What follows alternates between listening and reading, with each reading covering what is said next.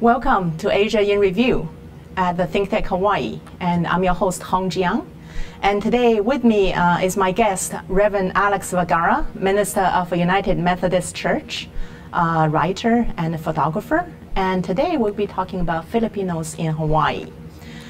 In the last 2 weeks, we discussed Chinese in Hawaii and Japanese in Hawaii. So we're kind of continuing that theme to learn about the major Asian communities here in Hawaii.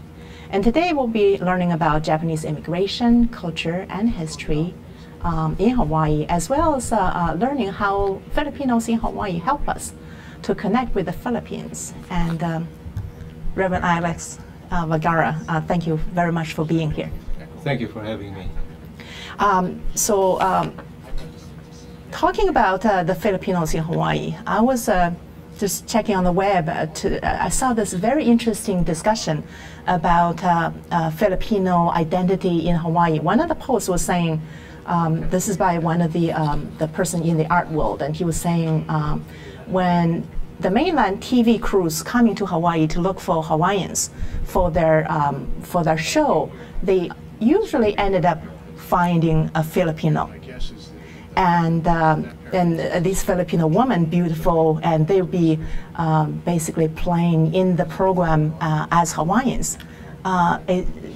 Is that the case, and why Hawaiians, why Filipinos were seen as Hawaiians, especially by people in the mainland? Because Filipinos are from the Malayan Polynesian race, and very close, especially the local-born Filipinos have that exotic Polynesian look, and so a lot of the entertainers we have here in Hawaii are mostly of that Filipino extraction. That's very interesting. Clearly, the entertainment sector is where the Filipinos are very good at and are flourishing. We have a lot of beautiful performers from the local Filipino community, right? That is true. We can name a lot of entertainers in Waikiki who have that Filipino background. And it's not only in Hawaii, it's all over the world that you have bands of Filipinos playing through the 70s. It's like Hong Kong, Singapore, and Japan. If you've heard all those bands, they are still playing as senior citizens, but they are still playing as bands. So does it have something to do with the Filipino culture back home? The entertainment, dance, singing are a very important part of the culture? It is, and it's in the heart. You can feel a Filipino. Everybody here in Hawaii have that karaoke in their garage. So everybody sing during the weekend and have fun.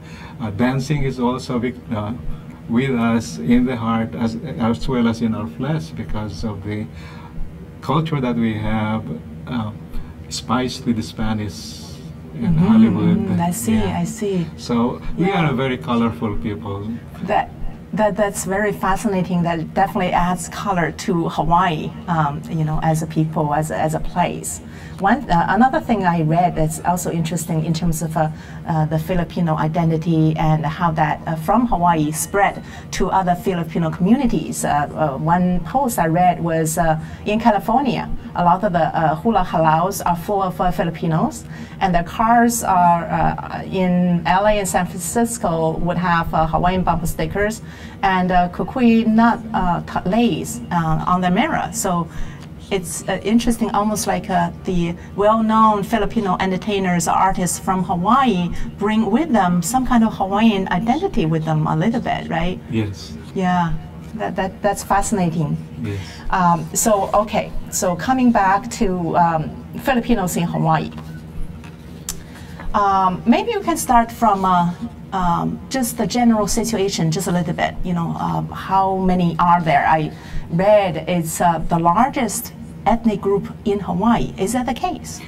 The latest figure is that 34% of the people in Hawaii are Filipinos, and they would then, this is from the 2010 census, and they would then become the largest ethnic group in Hawaii.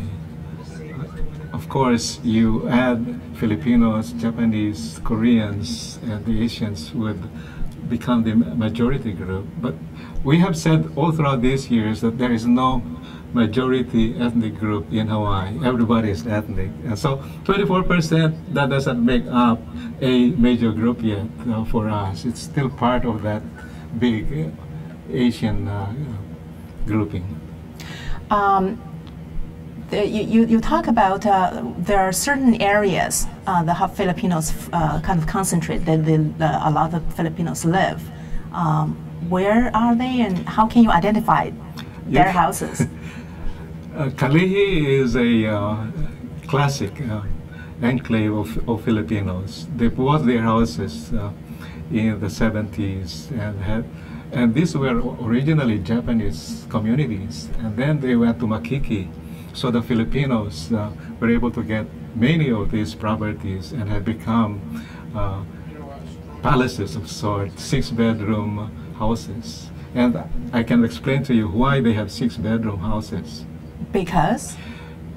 Some of them have elderly care facilities. Oh, and so, and most of the women in the Filipino community have nursing backgrounds, and so they use their homes as care homes.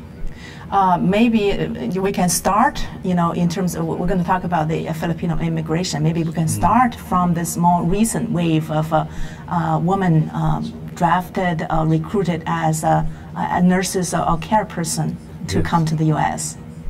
It started in 1965 when there was a quota broken. Europeans had a bigger quota to come to the United States, and then it evened up with the Asian, especially Filipino population, who had opened up that immigration gate. And so a lot of nurses and doctors, teachers came to the United States during that time. Yeah, which year was that? 1965. 1965, okay. Yeah. 1965. So is that wave of immigration has been ongoing, starting from 1965? Is there a wave, or is it dwindling, or how does that change? There's still a wave, but it's not a tsunami anymore. The tsunami was 1965 onward, and as we had spoken, the second half of that immigration is the plantation immigration, starting in 1906, 1907. So let's backtrack a little bit. So the earliest immigrants were the plantation workers. Yes. And then later on, you had the medical professionals coming in. Yes. Okay, let's start from the beginning. 1906, right? 1906, December of 1906, 15 Filipinos came to Hawaii by way of the steerage section of a boat. And there was a Mr. Judd who was employed by the plantation, Hawaii Plantation Association, to recruit Filipinos in Hawaii. Out of the 300 he envisioned to recruit, only 15 came. But the plantation community needed additional plantation workers because the Chinese were not allowed anymore to come, and so the Japanese were too strong that they also had to be limited in their activities here in Hawaii.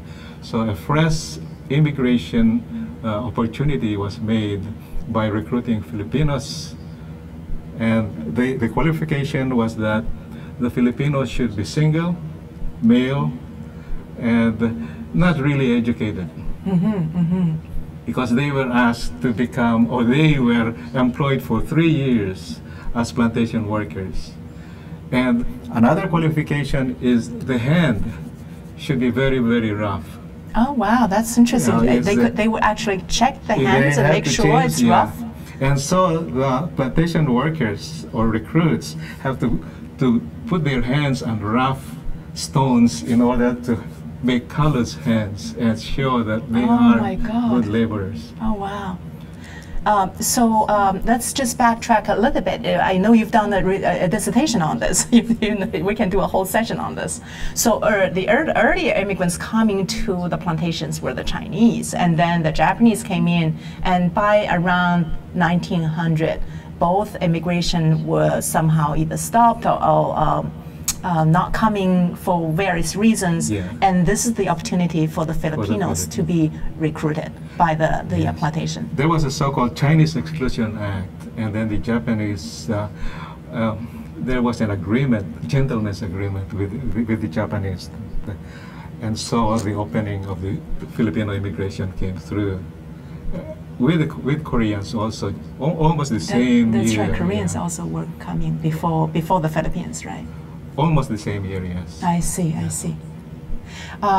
So the plantation workers would go to the Philippines and recruit and check on, the various qualifications, including the hands of the Filipinos, and then allow them to come in, and 15 came. That was the first. The first. And now, we have so many. So what happened after that? What happened to these plantation workers? Let me point out also that young Filipino male were chosen to be plantation workers, and the disparity between male and female was so big that you would have 26,000 Filipino male, and there would only be around 3,000, 4,000 female. Just basically young male coming in. So the social situation is not very good in the plantation camps. Some of them went back? Some of them went back. Others stayed and married Hawaiians, native Hawaiian It seems women. to be the similar story with the Chinese and the Japanese. That's right. The single man came and married the local Hawaiian woman. Yes, and of course the Japanese and the Filipinos were not even looking at each other because of the cultural difference. In fact, Japanese male told their daughters not to get close to Filipino males because Filipino males are very sexual in terms of everything that they do. They're kind of not familiar with this is a new group of people they're not familiar with. People, and there is this disparity of that male and female ratio. So even within the Filipino community, there was a term cowboy. And this cowboy is when one person grabs another person's wife. Oh, you mean was that happening in Hawaii? It happened in courts, and a lot of instances when this happened in the plantations, and so many of our preachers or pastors who were also employed as plantation workers, interpreters, Filipino interpreters, told me during my research of the plantation times that they did interpret during court sessions of a man and of two men and one woman, fighting for two men fighting for one woman. Yeah. I see. That must be a difficult life in the beginning, especially with the hard work, with a lot of isolation. It was not a normal life, but they endured. And some of them went back to the Philippines after 3 years and married Filipinos, and then reapplied to come. One thing I became noticing was I met with a Filipino man, and young in his 40s, and he was talking about his parents. Father married his mother at the age of 50. His mother was about 20 years, in her 20s. So was that common? That was very common. In fact, at 50, he was still young. There were those who in the 60s or 70s who, because they already were pensioners, they had the money, they would go back to the Philippines, and a Filipino woman would make it as a passport to marry a Hawaiiano, as they call it. And those Hawaiianos who went back to the Philippines had a lot of money in their pockets, and they showed it off, that the image of a Filipino going home was that this person is very rich.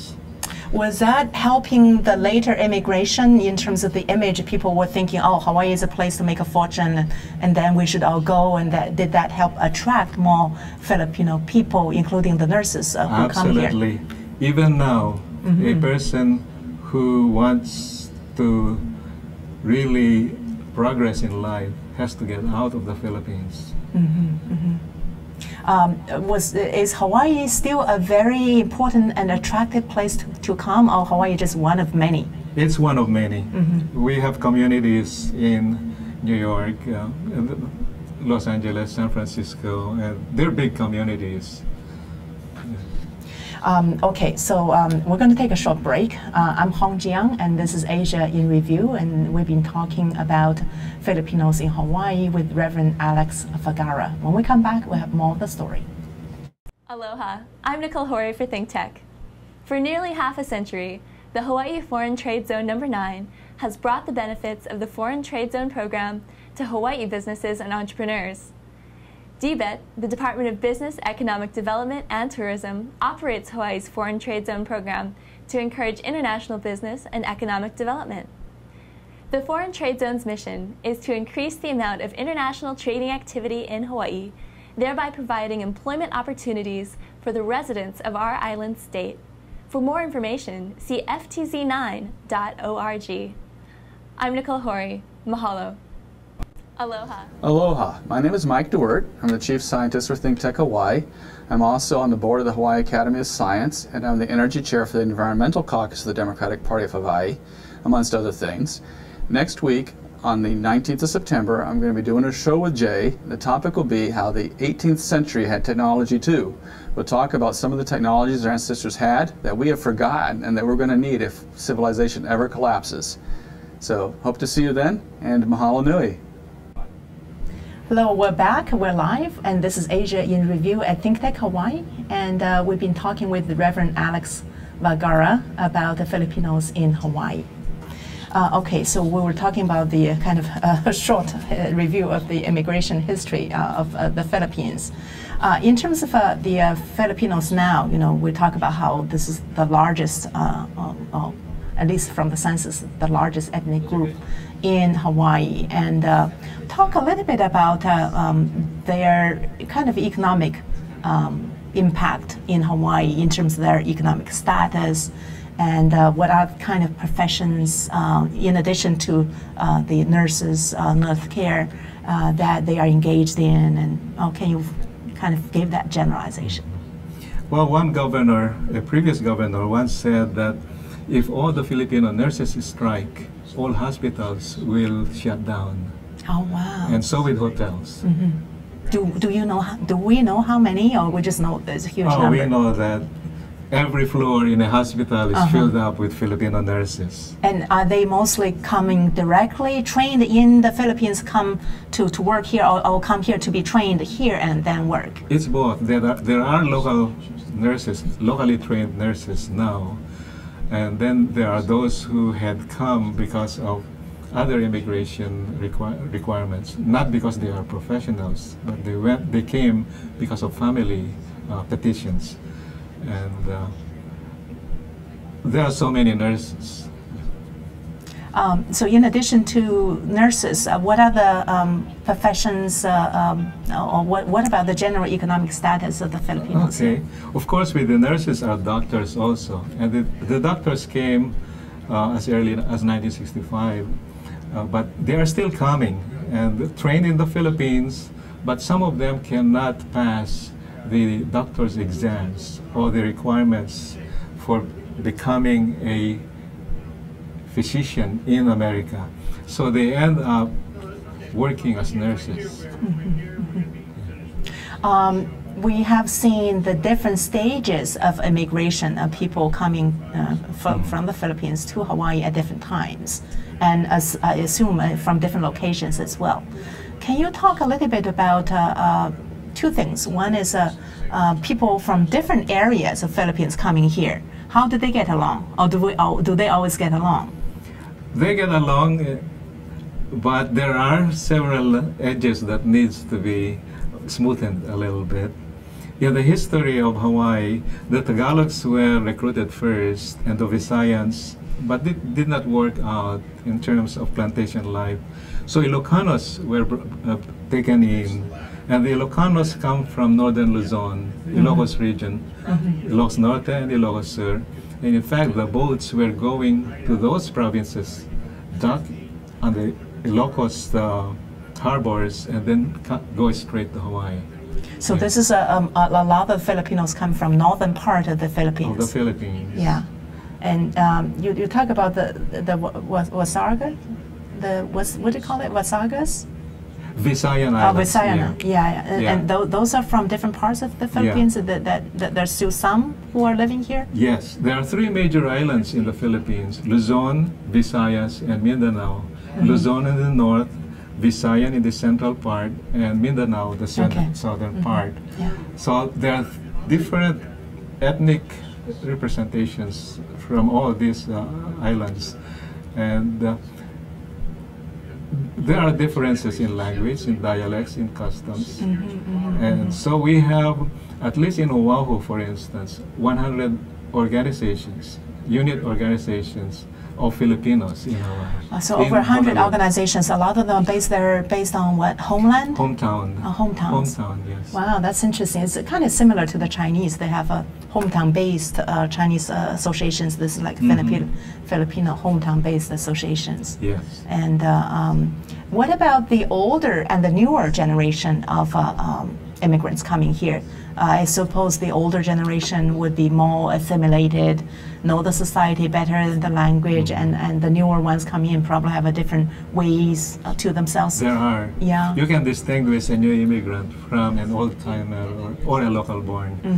In the school system, some time back, in the 70s, 80s, and even in the 90s, there were a lot of fights between the local born and the new immigrants because they cannot get along.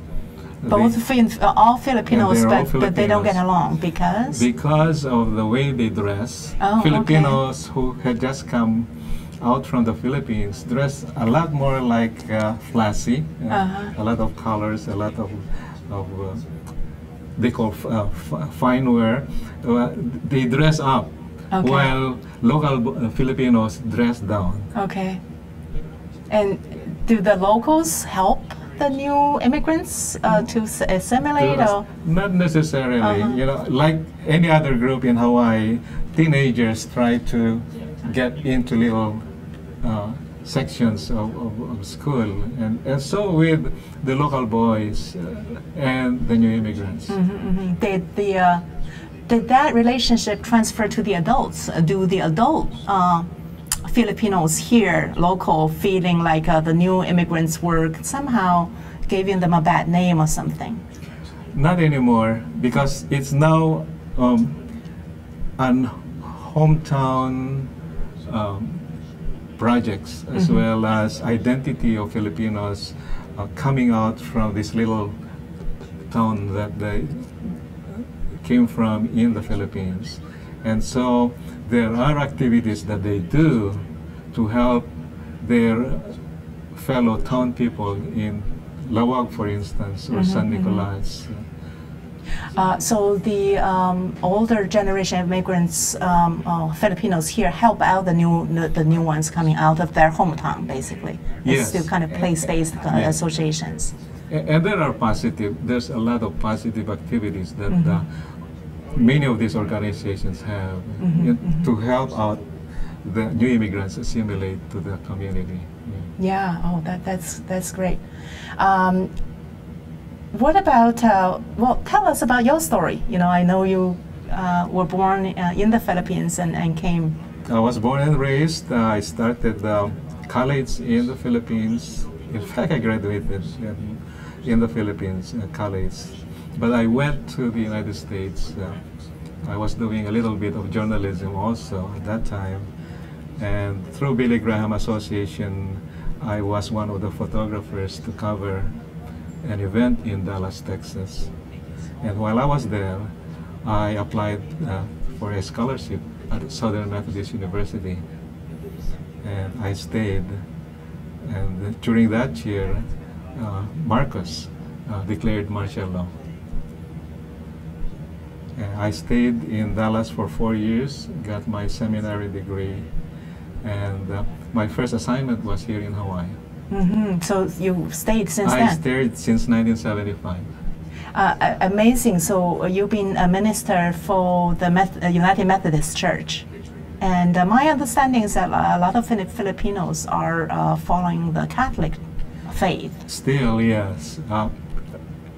Statistically, in the 70s, 80s, 90s, you would say 90% of the people are Roman Catholic. And you can say that in the Philippines as well as transfer that figure here in Hawaii.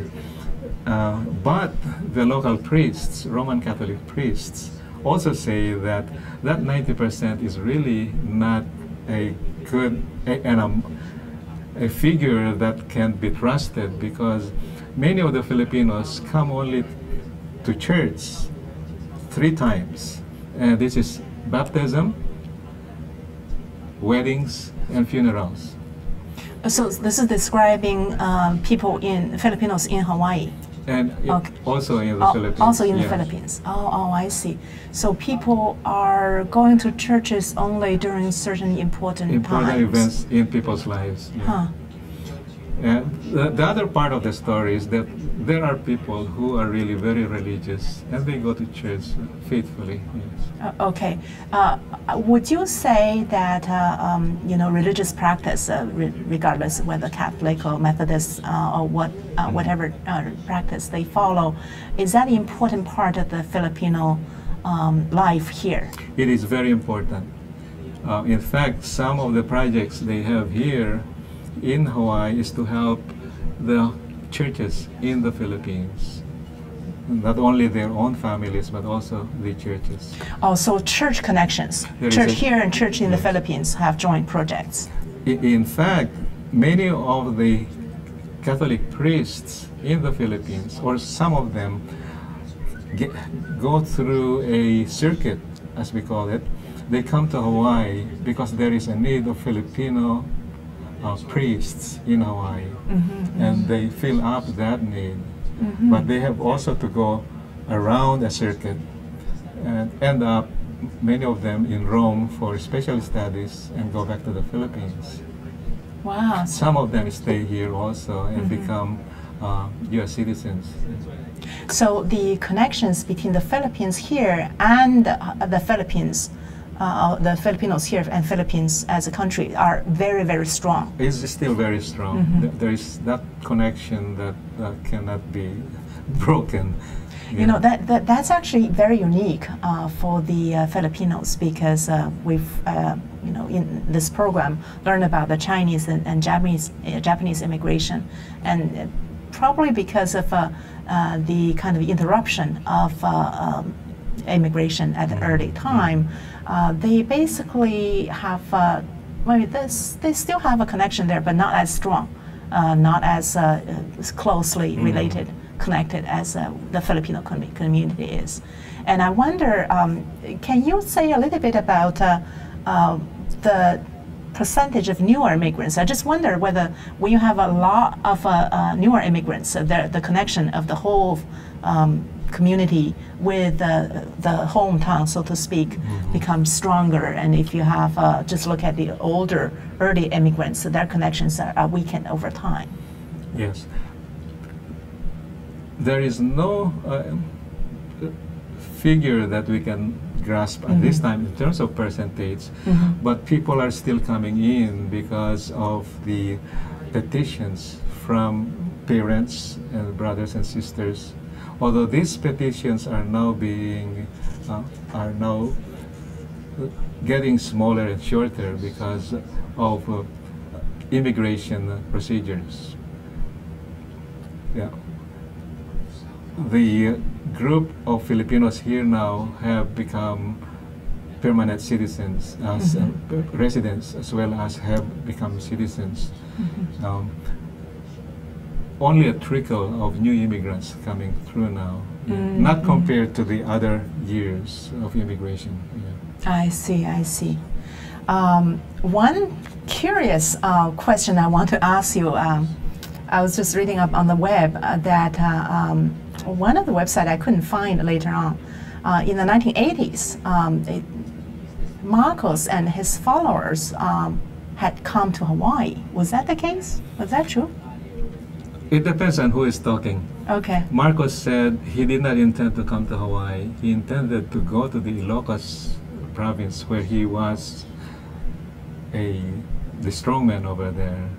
But it's a very, it's an issue or a story that has a lot of dark edges into it. So are you saying we don't know whether he did come or not come? He did come. He did come, but okay. He did come reluctantly. Oh, okay. He says that he was a hostage here in Hawaii rather than being accepted as a member of the community. How long did he stay in? Maybe 6 years. He died somewhere in mid-85, 86. Yes, did he die in Hawaii? He died in Hawaii. I see. So he did not just pass through here, but he stayed here. No, he stayed in Makiki. There are still people who followed him, still are around in the community, right? Oh yes, I still know some of those active followers of Ferdinand Marcos, as well as the opponents also who were rallying at the Philippine consulate. Okay, that's the question. Among the followers and the opponents, are there, conflicts? It's forgotten. It's forgotten? Yes. Everybody's trying to move on? Everybody has moved on. Okay.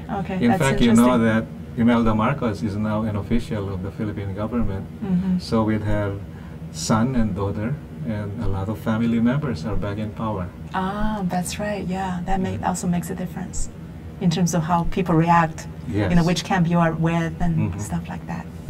Okay, great. So we're going to take a quick break, and this is Hong Jiang with Asia in Review, and we've been talking about Filipinos in Hawaii. When we come back, we'll have more of the story. Hi, this is Jay Fidel of ThinkTech. We have some great shows during the business week. We broadcast 2 or 3 times every afternoon between 2 o'clock and 5 o'clock. I just want to mention also that we have a new show. This is The Arts of Life with Willow Chang. Check it out at 2 to 3 p.m. every Friday. Aloha. This is Jay Fidel. Hi, I'm Jay Fidel. Yes, this is ThinkTech, broadcasting on Ustream and Spreaker both day and night, doing its thing on OC16 and Olelo, and uploading videos all over YouTube. Check us out and see the links on thinktechhawaii.com. Mahalo. Hello, we're back and we're live. This is Asia in Review. We've been talking about Filipinos in Hawaii with Reverend Alex Vergara. So, talking about the connections of the Filipinos with the Philippines. You talk about like there's a lot of the hometowns or hometown-based associations still have connections with their hometown back home in the Philippines. Can you speak a little bit more about that? In Oahu, for instance, there are about 100 hometown organizations. In Kauai, they have also a Filipino Council, Lanai, the Big Island. So these are umbrella organizations of these hometown organizations. Do they invest back home or help, projects back home in the Philippines? How does it work? That's one of the main projects. The purpose is for cultural enrichment, plus to help out neighbors, new immigrants and old immigrants, helping each other and looking at each other's back.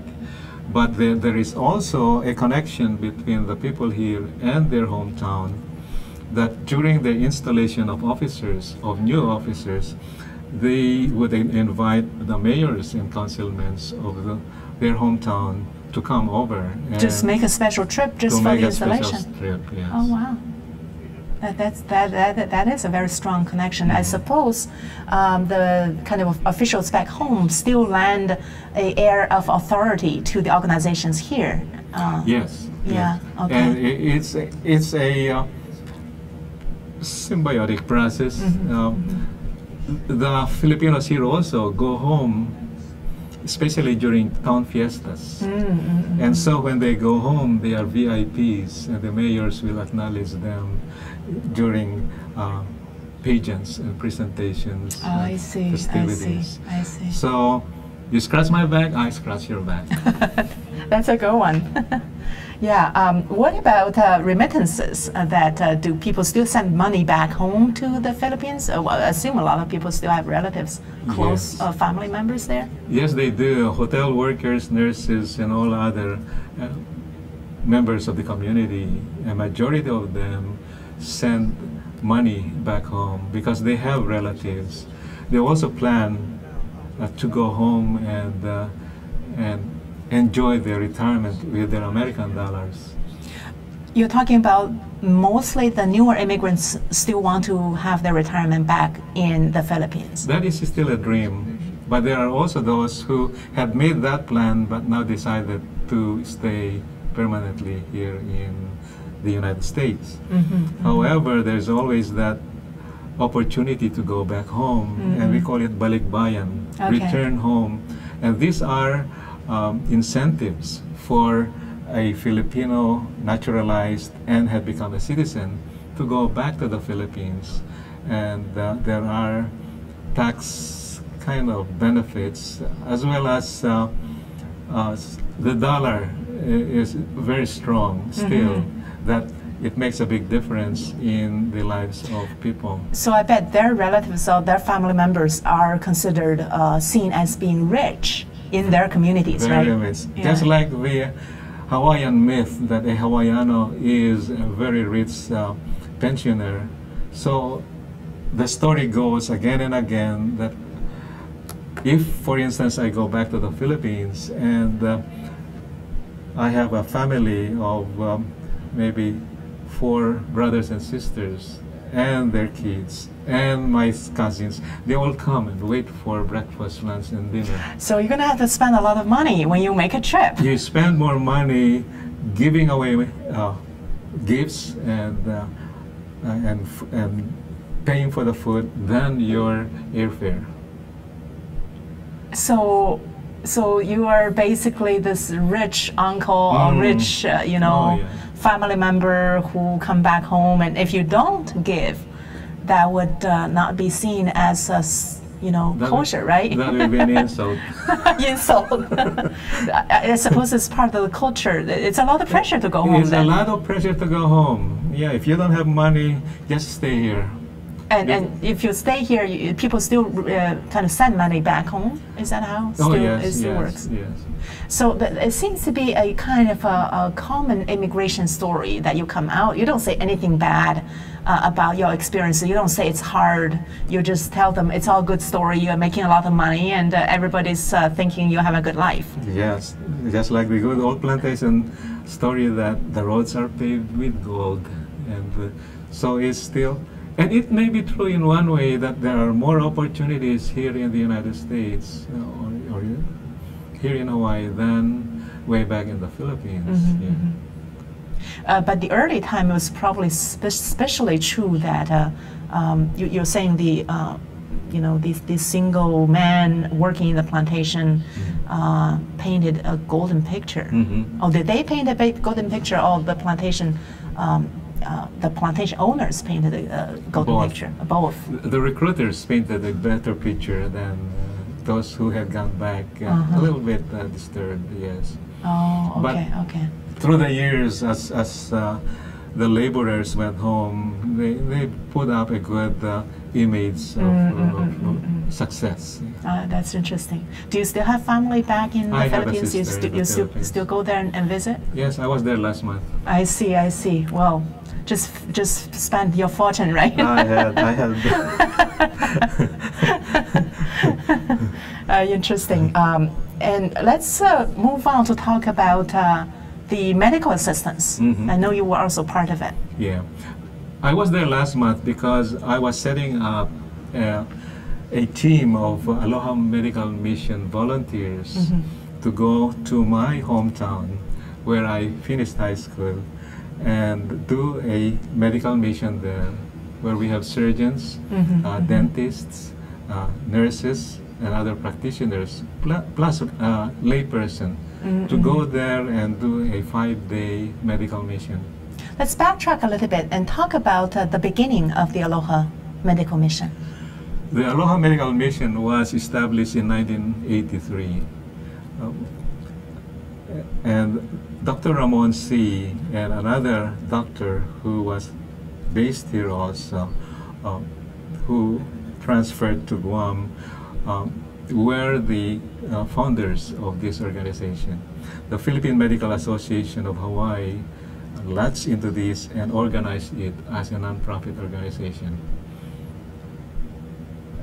So through the years, we had sent missions not only to the Philippines, but also Laos, Cambodia, Vietnam, Bangladesh, some Pacific islands, so on and so forth. So the Aloha Medical Mission had its beginning very closely related to the Filipino community here, yes, the medical professions here, right? And it still is. Yeah.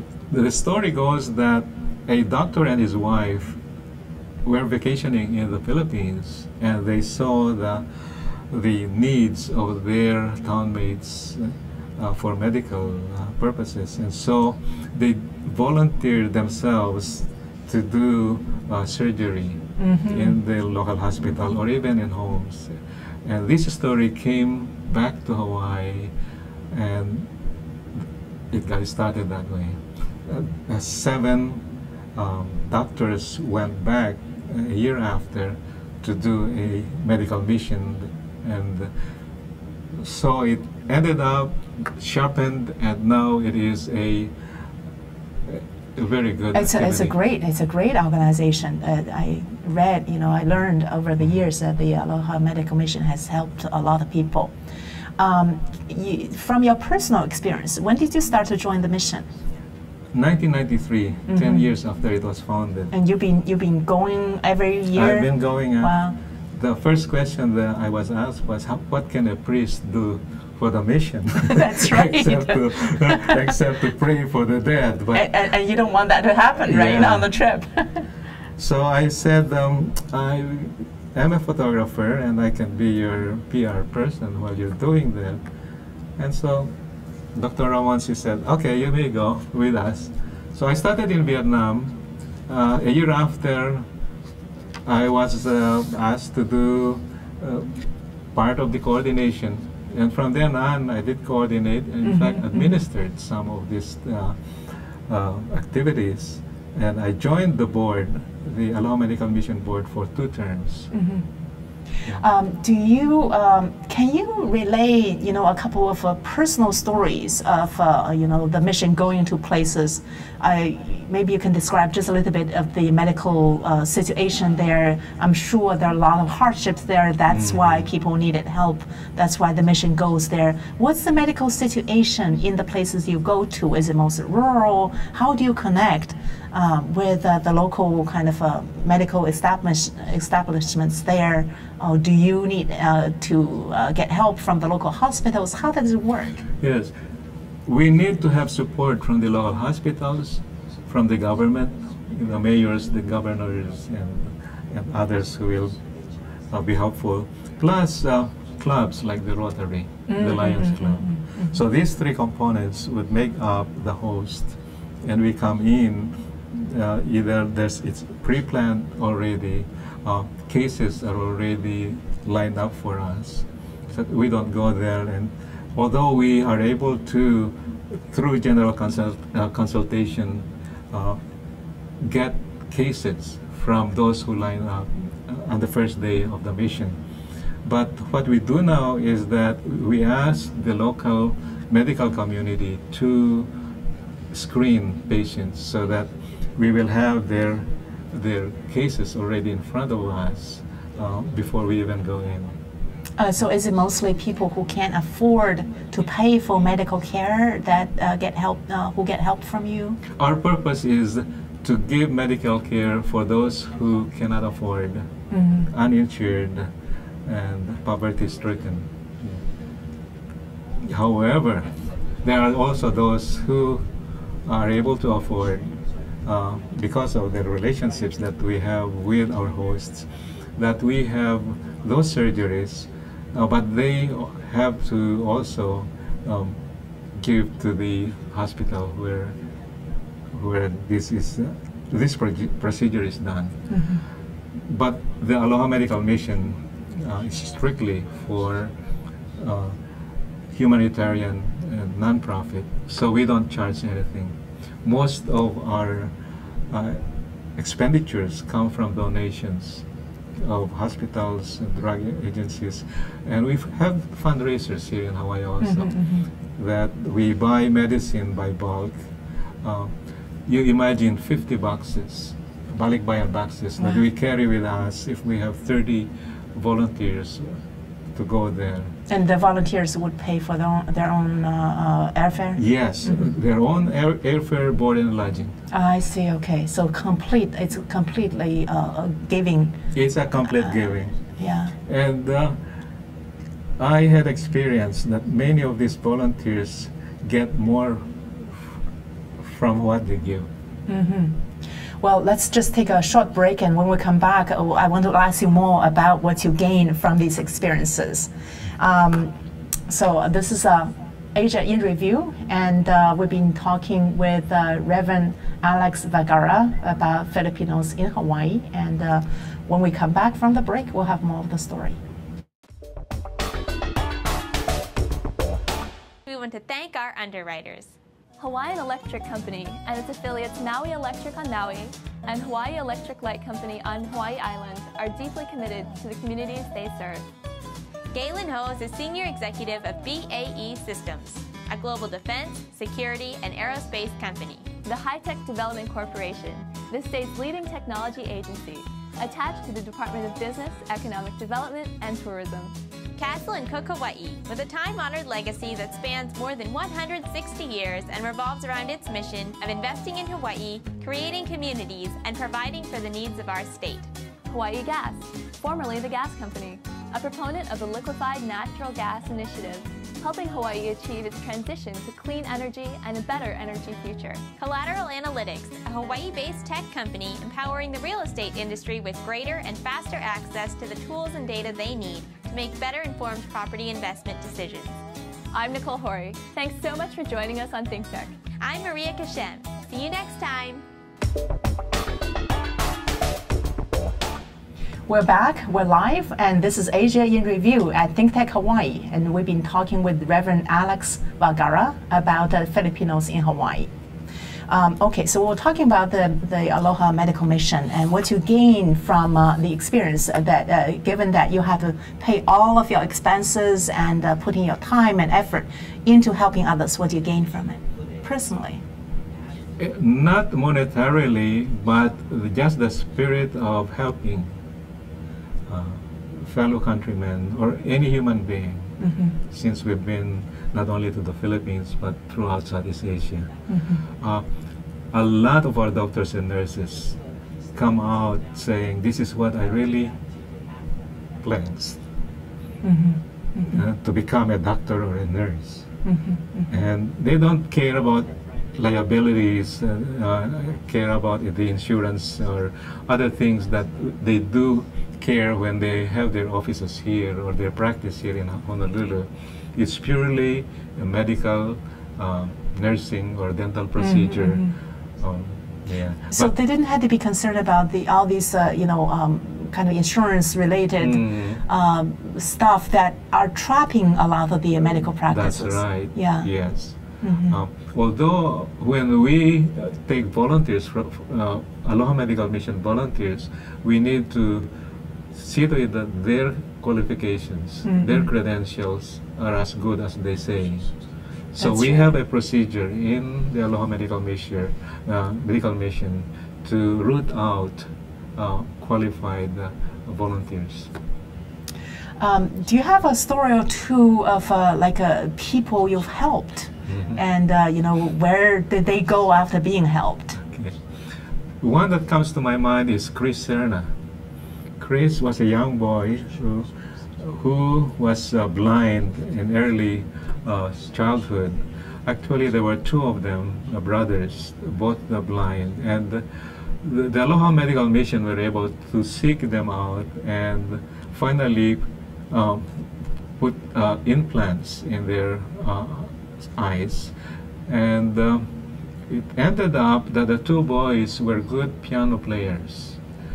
And the first boy passed away, and Chris Serna was able to pick up that piano playing that the brother had. In fact, his mother was surprised that he could play what his brother had played. And the Aloha Medical Mission brought him to Hawaii, put his surgically the needed eyes that he had. And of course, it's not only the superficial eyeballs, but also surgically root out whatever is around that eye that may be fatal if it's not addressed. So this young boy grew up, went to Waipahu High School, honor student, and has now become a professional pianist in Los Angeles. Wow, that must be very, very kind of rewarding. Yeah, the stories that had come to Hawaii also, especially this year when we celebrated our 30th anniversary as Aloha Medical Mission, to grace us with his piano playing. Oh, wow. He had married. Where is he playing now? In Los Angeles. And he can see just completely fine. Can he? No, he's totally blind. But the surgery wasn't about the eye side. It was about the medical issues related to the eye. Yeah, the medical issues that related to the eyes. I see. So he's still blind, but he can do everything else, and he's a fantastic player of the piano. He's a professional player now with a wife who also plays the bass. Oh, I see. Oh, wow, that's amazing. It was a moving experience.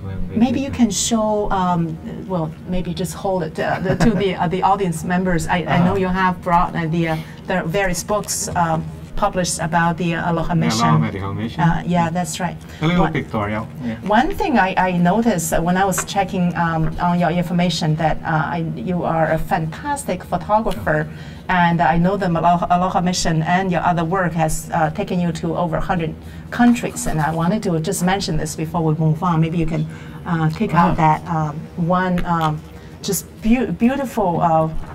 There's another beautiful photography of that lady.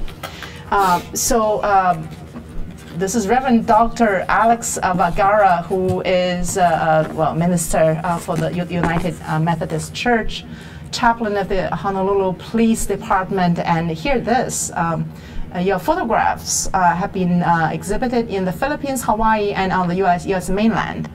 And you are a member of the National Geographic Expeditions Lifelong Explorers Program. That's amazing. I mean, for me as a geographer, that's a great honor. I just want to mention that before we move on. That's a beautiful photograph. I check out the website. It's alexvergaraphotography.com. So our viewers out there, if they're interested, they can check. But coming back to basically, we're going to wrap up in a few minutes. Filipinos in Hawaii, we started to talk about the influence of the Filipinos in Hawaii with the culture, with the dance, with the medical mission, and the large number. It's growing really fast. Also, the population growth of the Filipinos in Hawaii is very fast. So it's bound to have a large impact in Hawaii in terms of Hawaii's future. Of course. Yes. In fact, I just wonder whether you have any speculations about that. Where is the communities going? In terms of the present too, I have here a photo of myself. And this is Ben Cayetano. Of course, he's a very well-known Filipino in Hawaii. Yes. And so politically, we are getting stronger. As you know, we have Filipinos in the city council and legislature. So we have that clout now of becoming a major force in the political community. Economically, in terms of some of the newer immigrants, they're working at the hotels, maybe other kind of jobs. What about their future? These are hard times, as you know, but again, it's better to live here than way back in the Philippines if you just live by hand to mouth, subsistence. There is still that American dream that a lot of Filipinos have in their minds and their hearts. So that's the good news that we have in our community.